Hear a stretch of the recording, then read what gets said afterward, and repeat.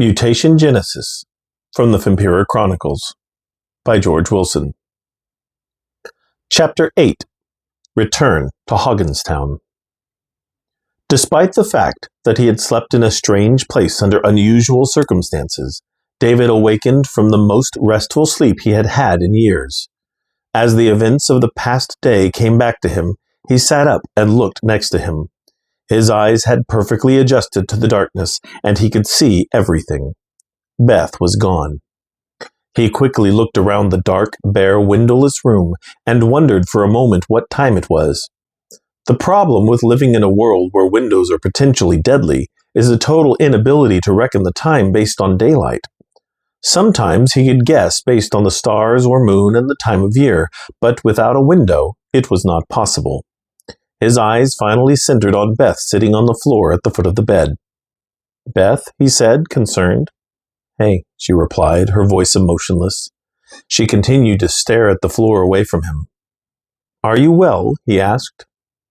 "Thank you for tucking me in," she replied, ignoring the question. "Forgive me for passing out on you." "Don't worry about it," he said. "I also ask your pardon for being such a mess since we started," she said. She paused for a moment and took a deep breath. "You must have a horrible opinion of my abilities." "No, I don't," he said honestly. "You're finally going through what I did so long ago. I was forced to accept it through a lot of trials." "I just blocked it out," she said. "Refused to acknowledge it at all." "Do you still hate me?" he asked. Beth finally turned to him. Her eyes were distant and almost vacant. He suspected she had been up thinking about this for quite some time before he awakened. He could see, even in the darkness, that she harbored no hatred in her gaze. "No," she said. "I never did. I know more now than I did then. I know enough to realize that we were together, and you didn't know it would do this to me." He nodded, grateful she came to that conclusion. "Can I do anything to help you?" he asked. She looked away from him, apparently thinking very hard about either what she would need or how she would ask. He was willing to do anything that it took to help her get through this necessary part of grieving the loss of her former life. "Yes," she said. "Anything," he prompted. "Take me to Hauginstown," she said. Anything but that, David thought. He shook his head. Memories of his decision to return haunted him from that day to the present. That decision was what brought Beth here. There was no greater regret in his life than returning to Hauginstown. He could not do it. He would not let her return. It would only cause pain and trouble. He was sure no good could come of it. "The most poignant lesson I learned was never to go back," he told her. "But you did go back," she argued, "and look what happened," he shot back. She only paused for a moment. Obviously, she understood his reservations over this, and she would be a fool not to recognize the danger. "You went back so you could say goodbye to me," she said. "I need the same thing. I need to say goodbye to my family. I need to tell them I'm okay and alive, but that I can't come back. They'll think I'm some kind of a ghost since I haven't even aged the last 10 years. David, you went back after 3 days. You were still reeling from the transmutation. You really didn't know anything about this life, but this is different. We're different. We know who we are. Your own code says you can go back if you're properly trained, and aren't we? We will be fine." So that was it. She wanted to say goodbye to her family. She gazed off into the distance, as if considering what she would say to them. David knew how important they were to her, but they had not been to Hauginstown since that night. They had no idea what it was like now. They would not know if everyone still lived in the same place. There are so many potential problems to going back. Yet she made a good point. They were trained in their orders, and had been Fempiror long enough to know how to best handle themselves around humanity. Still, there was a huge difference between walking through a town of strangers and returning to the people who raised them. He closed his eyes and sighed. "I have some reservations about this," he said. "Do you love me?" she asked. He heard her, and he knew what she was doing. He only looked at her, afraid to say anything. She stood and drew close to his face, looking into his eyes and allowing him to look deep into hers. She was using the one tactic that she knew would break him. and it was working. "Do you love me?" she asked again. He took a deep breath. "Yes." "Then please do this for me," she pleaded, "so I can move on to this crazy life we're stuck in." "When?" "As soon as possible. We have the Levicart. Calirum is far enough from Aram that we can be there and back again in one evening." "We have to report to Tiberius and Ulrich on the 14th, he reminded her. "That's tomorrow evening." "We have no guarantees of keeping the Levicart past then," she said. "They might tell us to come on back. We have to do it before then." "We should at least look around," he suggested, trying to find any reason to stay in Calirum, but he could not deter her. "David, I want to do this now," she insisted. He looked deep into her eyes. Those eyes had melted his heart years ago, and now they were melting it again, asking for something he could conceivably give her. She wanted to move on, and needed this one thing to do it. It would just be a quick trip there and back again. They were far enough from Aram that they could make it. If he failed to do this for her, she might never want to speak to him again. After all, Hauginstown aged at a normal rate. Her parents would not live nearly as long as she would, and the next chance to sneak back might not happen for many years. Tiberius kept David pretty close. He was free to do what he wanted, but he would not want to answer to Tiberius if he disappeared one evening for this reason. He had no doubt that Ulrich would be the same way. He took another deep breath to strengthen his own resolve, and hoped he would not regret this. "Then we'll go," he said. They would have to be exceptionally careful, but they would go. Beth breathed a sigh of relief. "Thank you," she said. David stood and held out his hand to her. She took it and stood next to him. For the first time since they had met each other again, he saw her smile. Suddenly the danger of what they were about to do melted away, and the prospect of making her happy was all that mattered. Whatever they needed to do in Calirum could wait until tomorrow. He was still certain that they were paired together to reconnect, and the reconnection was starting now. If they had been sent with others, they would consider carefully how to act, but at this time they had only to answer to each other, which freed them to do whatever they desired as long as they accomplished their overall mission. He walked to the door of the room and opened it for her. She walked past him with a fresh spring in her step into the hall of the inn. The hall was bright with candlelight, and David squinted for a moment while his eyes adjusted to the rapid light change. Beth was already walking to the stairs, clearly excited to be returning home. He had to jog to catch up to her, but they reached the base of the stairs together. He looked to the doorway of the inn, and it was dark outside. He glanced around for a clock, which was the only way they really had to tell the hour during the night, without knowing when the sun set. He spotted a tall wooden cabinet next to the exit with a plain black and white clock, and it showed that it was still very early in the evening, and since it was October, they had plenty of time. It occurred to him that in order to maintain their cover here, they needed a reason to be leaving town so soon after arriving. After all, they had told these people that they were refugees with nowhere to go, and that they came to Calirum because they had heard it was safe. Why leave already? He had an idea, but it was weak to say the least. He approached the counter and leaned on it. Fiona emerged from the back. "Fiona, we were just wondering about nearby towns and such," David began, trying to sound convincing. He had done enough cover stories for Tiberius over the years that lying about his true intentions was getting far too easy. "What's the nearest town to here?" Fiona looked thoroughly confused. "Why would you be wanting to go elsewhere?" she asked. "Well, I figure we're stuck like this for a long time now," David continued, "so we might as well see what's around here. I like to know the lay of the land." "Well, I think the closest is Fereldim off east a ways," Fiona said hesitantly, "but making a round trip on foot will take you the better part of the night. You'll be running to make it back here before sunrise." David shrugged. "Oh, we're just checking it all out," he said. "We might not even get that far." He turned to Beth. "What do you think?" She shrugged in return as if it made no difference to her. "Well, we've nothing better to do," she said without any urgency in her voice at all. "So let's go." "Might you want to know more about Calirum first?" Fiona asked quickly, as if she were trying to make them stay. David shrugged again. "We can do that tomorrow," he replied. "We want to walk about today. Bye." They quickly walked out the door, arm in arm, as they heard Fiona call out behind them, "Very well, goodbye now." David and Beth walked swiftly toward the edge of town. The town was small enough that there was little in the way of activity, but those who were out at this hour watched David and Beth. This was to be expected, as they were not only newcomers, but also they looked anything but lost, walking as fast as they were. David leaned over to Beth. "I think it's suspicious of us to leave the first day after arriving," he said. "You came up with a good cover story, I think," she reassured him. "It's not that good, really, and I doubt it will hold up," he said. "Why?" she asked. "Well," David said, "she said Ferelden is east, and we're going south." "Maybe we're just lost," she suggested.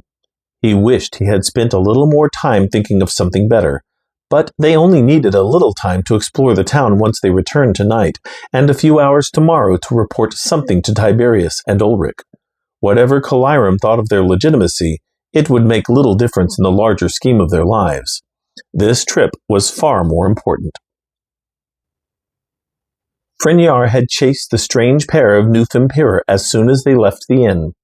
He spent only seconds with Fiona to find out what they had discussed, and when she said they talked about going to Ferelden, he knew he had to watch them go. The problem he found was that the newcomers had gone back the way they had come, instead of going in the direction of Ferelden. Either they were lost, or they did not care where they ended up. Neither of which actually made them spies, though leaving was odd. He finally reached the edge of town and watched them continue their very fast walk out of town. Even for Fempiror, they were walking fast. He expected them to break into a run at any moment, though they never did as long as he could make them out in the darkness. Someone approached them from behind. He turned his head slightly and spotted Obadiah out of the corner of his eye. No doubt the old man would want a report. "Where are they going?" Obadiah asked. "Fiona said Ferelden," he answered honestly. He glanced at Obadiah and saw that the old man was predictably confused. "What?" Obadiah asked. "Which way is Ferelden?" Fempiror pointed east. Obadiah nodded. "That's what I thought," he said. "Maybe they're lost," Fempiror suggested. "If they were here longer, I would think they're spies," Obadiah said. "But they didn't go anywhere." Fempiror nodded. This echoed his own assertions. Why would spies enter a town in the middle of nowhere, stay the night, and then leave back the way they came? It made no sense. "Well, watch for their return," Obadiah said. "Inform me immediately." Fempiror nodded and watched the forms of David and Beth disappear into the night. What guarantee did he have that they would return, though? They came from nowhere and left in the same manner. Now he had a night of nothing ahead of him.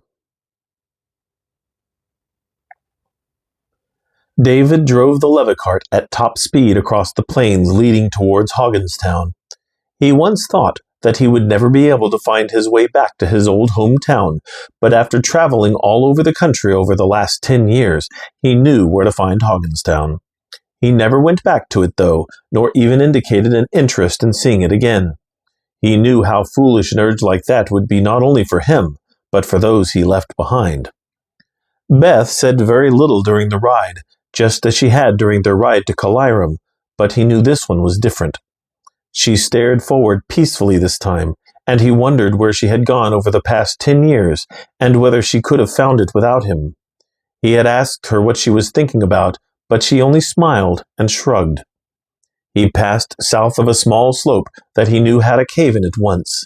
Beth also glanced toward the site where an old mill had stood for years before it burned to the ground at the hands of the Hauginstown residents, who believed they were killing a deadly vampire. Now the top of the slope was clear, the remains of the mill long gone. He wondered if the cave was even still there, or if the collapse of the mill led to the collapse of the cave carved 10 years ago by the Tepish who had brought him into this life. They were both silent as he passed to the south of their former home.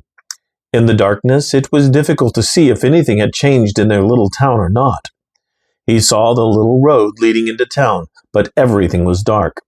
Hauginstown passed them by, and David continued flying to the west.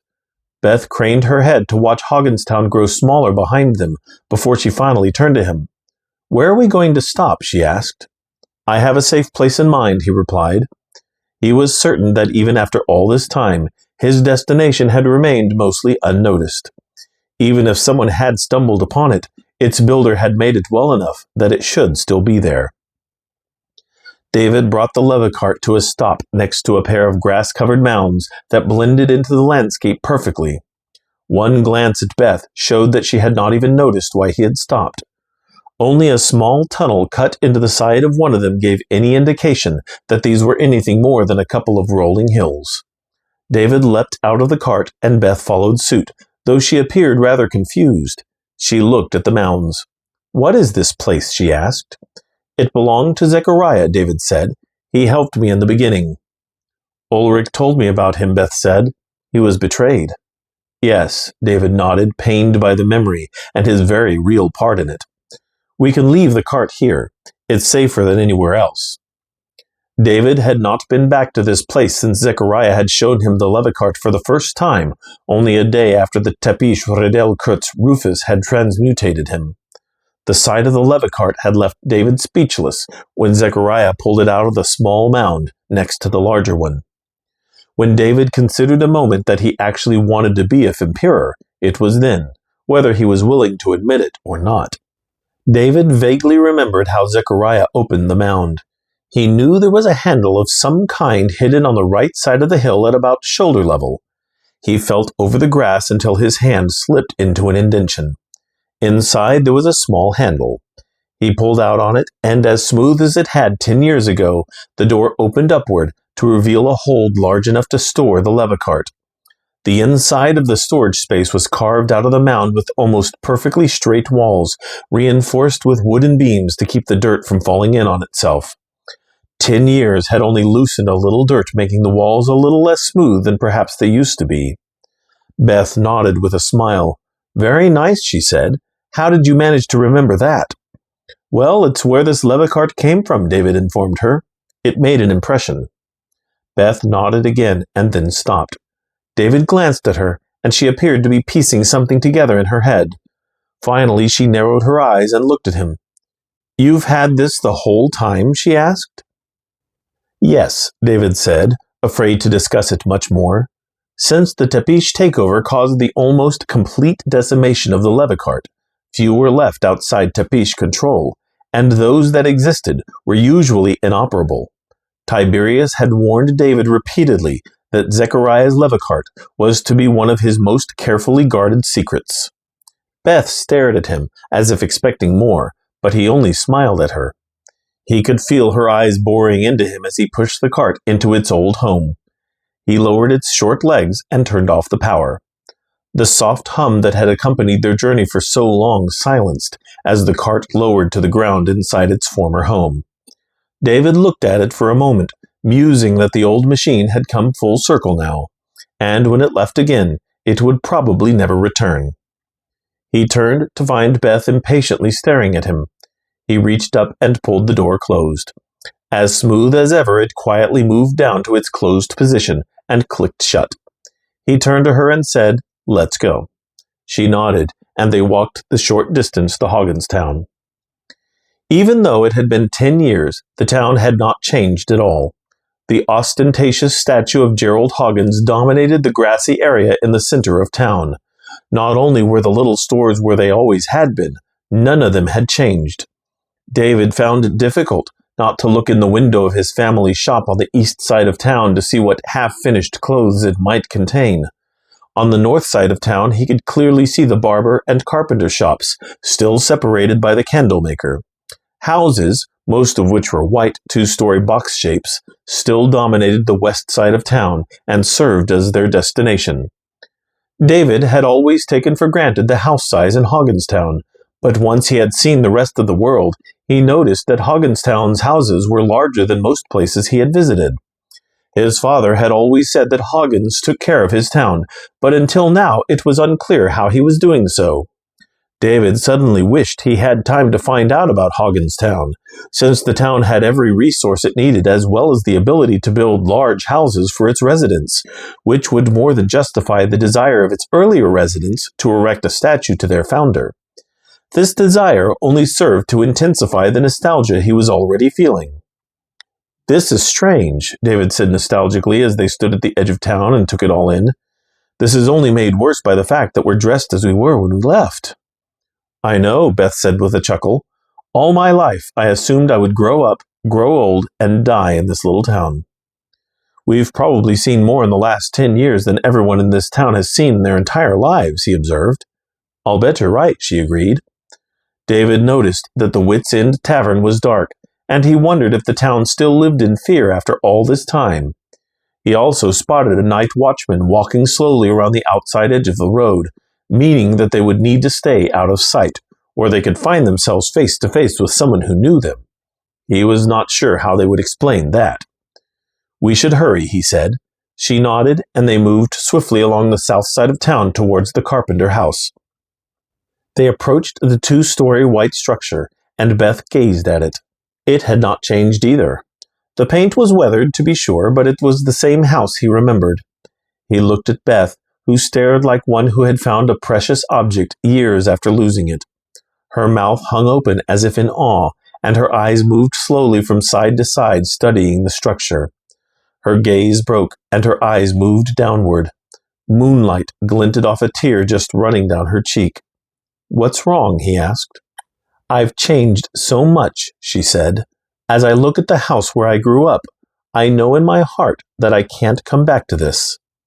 "Do you want to go in?" he asked, hopeful that she might have changed her mind. "Yes," she said resolutely. "I still have to say goodbye. Despite what I just learned in my heart, it won't be any easier." "I'll wait for you outside," he assured her. "I'll find you," she said.